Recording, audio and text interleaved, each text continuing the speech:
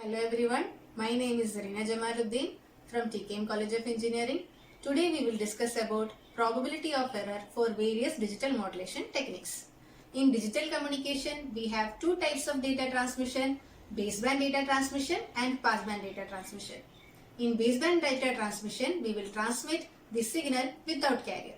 And in passband data transmission, we will transmit the signal with the help of carrier. In passband data transmission, we will use some digital modulation techniques such as BPSK, QPSK and BFSK. So we will start with passband transmission model. It consists of a message source. Message source will give message symbols at every TB seconds. Then it is given to the transmitter. Our transmitter consists of signal transmission encoder which will convert message symbol to signal vector. Then it is given to the modulator and the output of the transmitter is here SIT. SIT is a real valued energy signal with energy EI is equal to 0 to TB SI square T dt. Then the SIT is given to the channel. We know that our channel is prone to noise, so a noise will get added with this SIT, that is SIT plus WT is equal to XT. This WT is AWGN noise. AWGN stands for additive white Gaussian noise with zero mean and power spectral density N0 by 2. Then this XT is given to the receiver section. The output of this receiver is estimate of this symbol MI, that is here M cap. Next is digital modulation techniques in passband data transmission. We have three types of digital modulation techniques, that is BPSK, QPSK and BFSK, in which we are going to discuss about this BPSK. BPSK stands for binary phase shift keying.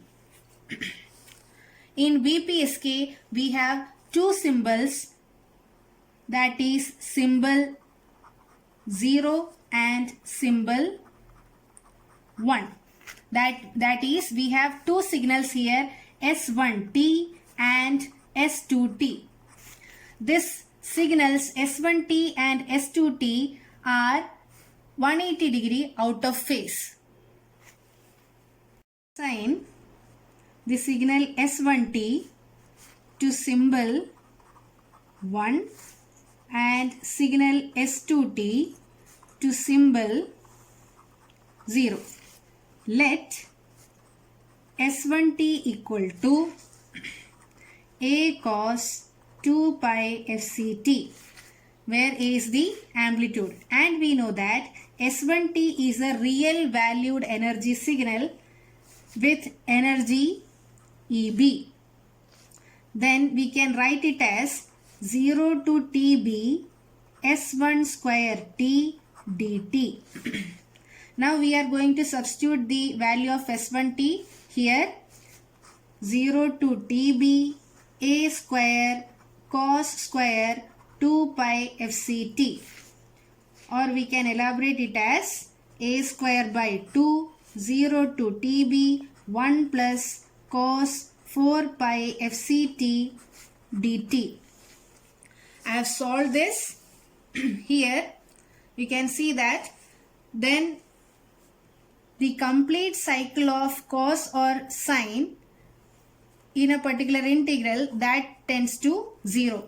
So we have only this integration and we will get it as TB. So EB is equal to A square by 2 into TB. So we will get EB is equal to A square by 2 into TB, or we can write it as A square is equal to 2EB by TB, that is equal to A equal to under root of 2EB by TB. Now we can substitute the value of A here. So we can write it as S1T equal to under root of 2EB by TB cos 2 pi FCT.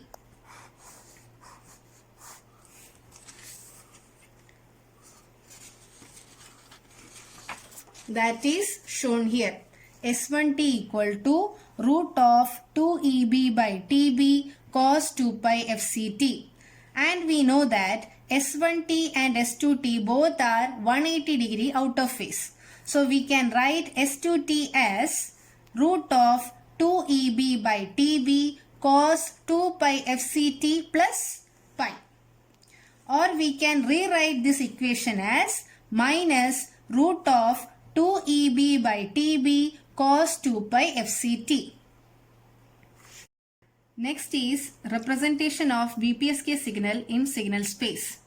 Recalling Gram-Schmidt orthogonalization procedure, we will find phi1t as S1t divided by norm of S1t, or which is equivalent to S1t divided by root of EB.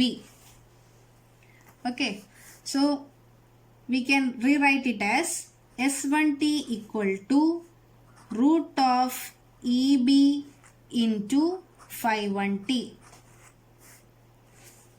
Okay, and also we have an equation for S1t here, that is S1t equal to under root of 2EB by TB cos 2 pi FCT. From these two equations, we can write it as here phi1t is equal to root of 2 by TB cos 2 pi FCT. Okay, phi1t is equal to root of 2 by TB cos 2 pi FCT. And also we can write S1t as S11 phi1t, or S1t is equal to root of EB into phi1t. That means by these two equations we can write S11 is equal to root of EB. Okay, next we need to find phi2t. We have calculated phi1t. Now we are going to calculate phi2t. Phi2t is equal to G2t divided by norm of G2t, where G2t equal to S2t minus S21 phi1t. We know the value of S2t, we know the value of phi1t. So we need to calculate S21. Okay, that I have already calculated here. Your G2t is equal to S2t minus S21 phi1t, where S21 is equal to integration of 0 to TB S2t phi1t dt. We have to substitute S2t and phi1t, that is substituted here. By solving this, we will get S21 is equal to minus root of EB. Okay, now we are going to substitute the S21 in this equation. In this particular equation, we are going to substitute all the values S2t, S21 and phi1t. By substituting all these values, we will get G2t equal to 0. Since G2t equal to 0, we can say that phi2t equal to 0. So we have only one orthonormal basis function, that is phi1t. We have only phi1t, and your phi2t is equal to 0. Next is signal space diagram for BPSK. As we have calculated, we have only phi1t. We don't have phi2t. We have phi1t and we have two values, plus root of EB and minus root of EB. S11 root of EB and S21 minus root of EB. That is your S1t and S2t. Okay. Since it is plus root of EB, it is in the right side of your 0. And it is in your left side of 0, that is your minus root of EB. Now we are going to draw the decision boundary. For drawing the decision boundary, we need to join these two message points. Then we will draw a perpendicular bisector and we will get two regions, that is region Z1 and region Z2. The significance of this is that if the received signal vector lies anywhere in this Z1 region, we will consider or the receiver decides in favor of S1T. If the received signal vector lies anywhere in this Z2 region, then the receiver decides in favor of S2T. Our next topic is error probability of BPSK. Okay, there are two possibilities of error. For that, first we need to know about our signal space diagram. So we have only phi 1t axis. Okay, we have 2 points here, or 2 message points here, plus root of EB, minus root of EB. Okay, we have drawn this decision boundary. This is your region Z1. This is your region Z2. Now, if this is your S1T and S2T, right? Okay, if we have transmitted S1T, but our received signal lies anywhere in Z2T region, due to noise, there may happen an error. Or the second reason of error is, if we have transmitted S2T but our received vector lies somewhere in Z1 region due to noise, then it can occur an error. So we have two possible errors here. So we have two erroneous decisions are: signal S2T was actually transmitted, but the noise makes the received signal point falls in region Z1. So the receiver decides in favor of S1T. Second, signal S2T was transmitted, signal S1T was actually transmitted, but the noise makes the received signal point falls in region Z2. So the receiver decides in favor of S2T. Okay, so we have two possible errors here. Now, to prove it, let us assume S2T symbol 0 was transmitted. Okay, symbol S2T was transmitted, and as a result, let XT be the received signal. So how we can write XT? XT is equal to S2T plus WT. So we have assumed that S2T was transmitted and this is our received signal XT. Okay, XT is equal to S2T plus WT. Now error occur when the observation vector lies anywhere in the Z1 region. We have sent or transmitted S2T, but our observation vector lies in which region? Z1 region. We have transmitted this S2T, but our received vector lies somewhere in this Z1 region. That is the error. So projection of this received signal XT in phi 1 axis, that can be written as X1 is equal to 0 to TB XT phi 1T dt. This is projection of XT in phi 1T axis. Projection of XT in phi 1T axis, that is given by X1. X1 is equal to 0 to TB XT phi 1T dt. And your X1 lies from 0 to infinity. Your X1 lies somewhere in 0 to infinity, that is Z1 region. Since XT is equal to S2T plus WT and your WT is AWGN noise. Therefore, your XT will also be a AWGN. Okay, in nature.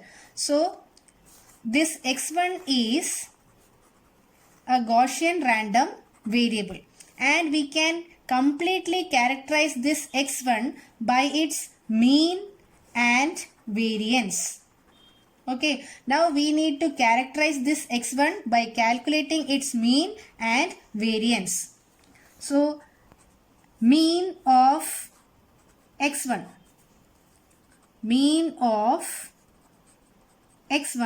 that is expectation of X1, that is equal to expectation of S21 plus W1, where S21 is the coefficient of signal S2 in phi 1 axis. Okay, so we can split it as expectation of S21 plus expectation of W1, and the value of S21 that we have already calculated, that is minus root of EB, plus expectation of W1, that is mean of W1.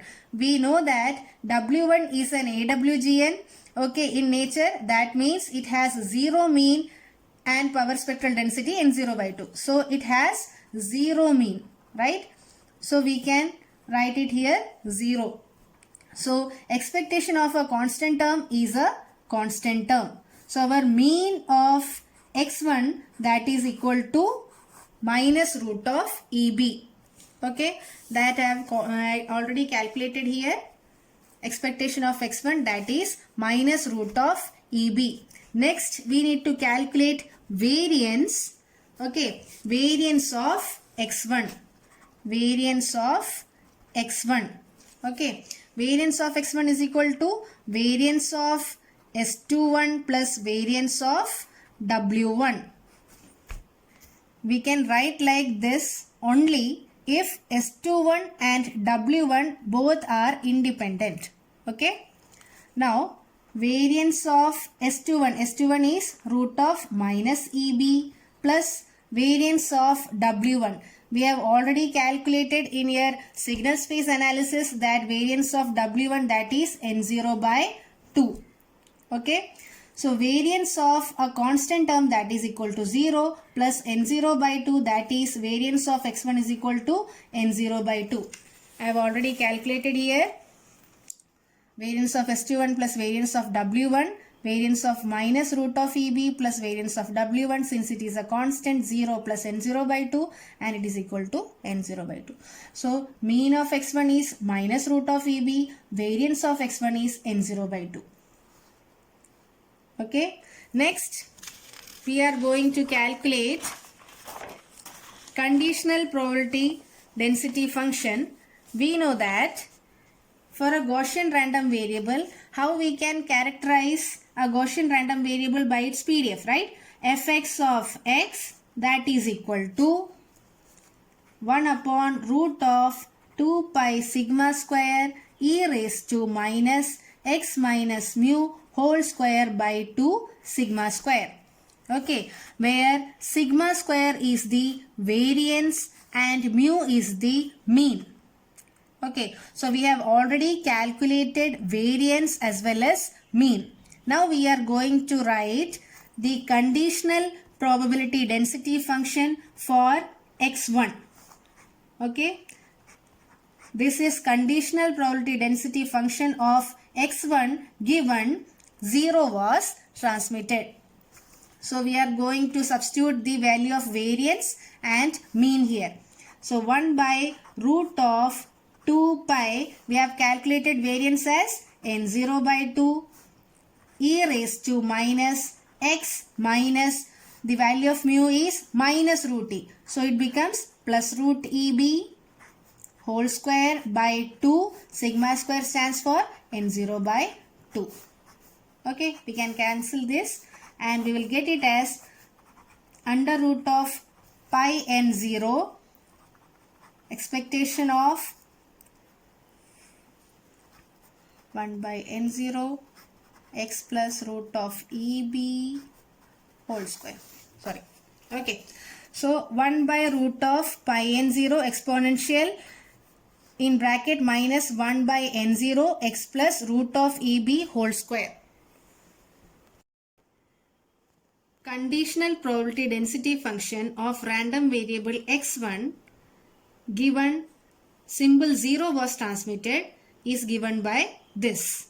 Okay, we have substituted the value of S21 as minus root of EB, so it becomes plus root of EB. So our final equation is 1 by root of pi N0 exponential in bracket minus 1 by N0 in bracket x1 plus root of EB to the whole square. So this is our conditional probability density function of random variable x1 given symbol 0 was transmitted.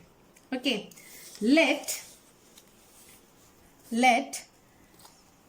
P10 be the probability of the receiver in favor of symbol 1. Let P10 be the probability of receiver decides in favor of 1. Actually, receiver is deciding in favor of 1, but given that symbol 0 was transmitted. Okay, that is P10. Receiver decides in favor of 1 given that 0 was transmitted. That is equal to probability that x1 is greater than. The point to be noted is that our observation vector x may lie anywhere in the z1 region, but the projection of vector x in phi1 axis, that is our x1 will lie only in this phi1 region, or phi1 axis. X1 will lie only in this phi1 axis, which is greater than 0. Okay.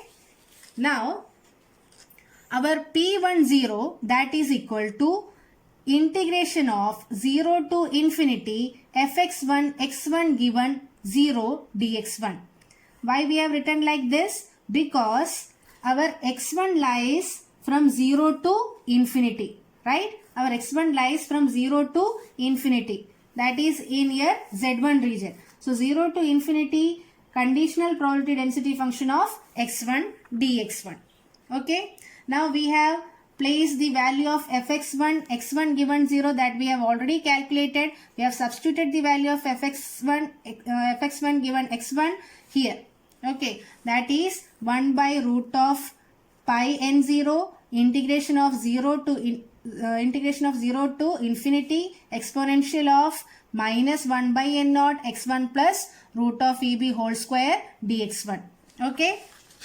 Now, so our P10 is equal to 1 by root of pi n0 integration 0 to infinity exponential minus 1 by n naught x1 plus root of eb whole square dx1. Okay. So we can rewrite it as pi n0 0 to infinity exponential minus x1 plus root of eb divided by root of n naught whole square dx1. Okay. I have rewritten like this. Now let u equal to 1 by root of n naught x1 plus root of eb. So your du is equal to dx1 by root of n naught. Okay, that I have solved here. Okay, now up to here. Now changing the variables of integration from x1 to u. Now we are changing the limit of integration. Since till now we are doing in x1, now we are converting it into u term. Okay, so when x1 limit is 0, then u is equal to root of eb by n naught. By these two equations we can conclude when x1 equal to 0, u equal to root of eb by n naught, and when x1 equal to infinity, your u is equal to infinity. Okay, now we have rewritten this equation in terms of u and du as 1 by root of pi n naught. Now our limit is root of eb by n naught to infinity. Okay, exponential in bracket our u is 1 by root of n naught x1 plus root of eb. So exponential of minus u square du root of n naught. In place of dx1 we have written du root of n naught. In place of dx1 we have written du root of n naught. Okay. So after calculating we got P10 is equal to 1 by root of pi integration root of EB by N naught to infinity exponential in bracket minus u square du. Okay, in order to evaluate this P10, we are introducing a function called complementary error function. This is our complementary error function. It is defined like this. Okay, this is the plot of complementary error function. Here in this particular equation, we can see that the argument of complementary error function and lower limit of this particular integral both are same. Okay, so by this equation, we can rewrite this equation as 1 by 2 ER of C in bracket root of EB by N naught. Argument and lower limit both are same. Okay, and this 2 is because of this 2 by root of pi. This 2 is, to eliminate this 2, we have to write 1 by 2 ER of C in bracket root of EB by N naught. Okay, so this is the plot of complementary error function. So complementary error function is the tail probability, that is when u tends to infinity or when u approaches to infinity, the probability of error approaches to 0. When u tends to infinity, probability of error approaches to 0. So by increasing u, we can decrease probability of error, right? By increasing u, we can decrease probability of error. So by increasing u means by increasing this quantity, we can reduce the probability of error. So by increasing this quantity, in this quantity we know that this N naught is actually a constant term. That means we need to increase this EB. So it means that by increasing energy per bit, we can reduce probability of error. So we have calculated P10. Okay, P10 means the probability of the receiver decides in favor of symbol 1 given that 0 was transmitted. So we have calculated this. Okay, now P01, that means probability that receiver decides in favor of 0 given that symbol 1 was transmitted. Both probabilities are same. Okay, so similarly P01 is the probability of receiver deciding in favor of symbol 0 given that symbol 1 was transmitted, which is also equal to P10. Both are equal. Okay, thus averaging the conditional probabilities P10 and P01, we find the average probability of symbol error or equivalently the bit error rate of BPSK. Now we are going to calculate BER, bit error rate of BPSK. Okay, so that is equal to bit error rate of BPSK, that is equal to P1 into P01, P0 into P10. Okay, that is here. If symbols are equally likely, we can term this probability is equal to 1 by 2. If symbols are equally likely, we know that we can write it like this: P1 equal to P0 equal to 1 by 2. By substituting here 1 by 2, you will get, and we know that the value of P10 is 1 by 2 ER of C root of EB by N naught, that is equal to P01. Okay, so by substituting all these values, we will get PE is equal to 1 by 2 ER of C in bracket root of EB by N naught, that is bit error rate of BPSK.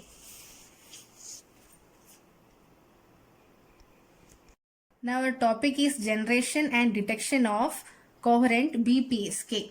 Okay, generation and detection of coherent BPSK. First we are going through the generation of BPSK. As we know that we have S1T, that is equal to root of EB under root of 2 by TB cos 2 pi FCT. I have splitted this term. We have written like it like this: 2 EB by TB cos 2 pi FCT. right? So I have split this term like this. Root of EB under root of 2 by TB cos 2 pi f Ct. That is equal to root of EB into phi 1t. Similarly, S2t is equal to minus root of EB into phi 1t. Okay. So simply we can draw the block diagram of generation of this BPSK as we have to multiply this plus root of EB with phi 1t to get S1t or minus root of EB with this phi 1t to get BPSK signal. Okay. Plus root of EB if symbol is 1, minus root of EB if symbol is 0. Okay.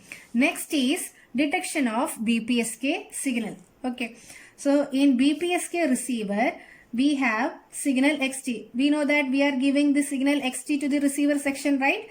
So XT is first given to the correlator. We know that correlator consists of a product, then an integrator. Okay. So XT is given first to this which will multiply XT with this phi 1t. Then it is given to the integrator to get X1.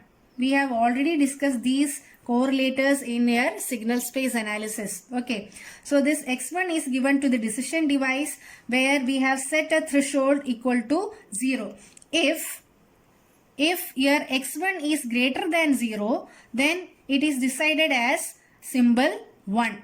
If your X1 is less than 0, then it is decided as symbol 0. This is S1t and this is S2t. Okay.